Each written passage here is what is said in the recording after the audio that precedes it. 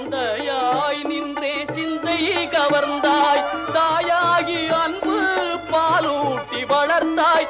தந்தையாய் நின்றே சிந்தை கவர்ந்தாய், குருவாகி எனக்கு நல்லிசை தந்தாய். ஞான குருவாகி எனக்கு நல்லிசை தந்தாய்.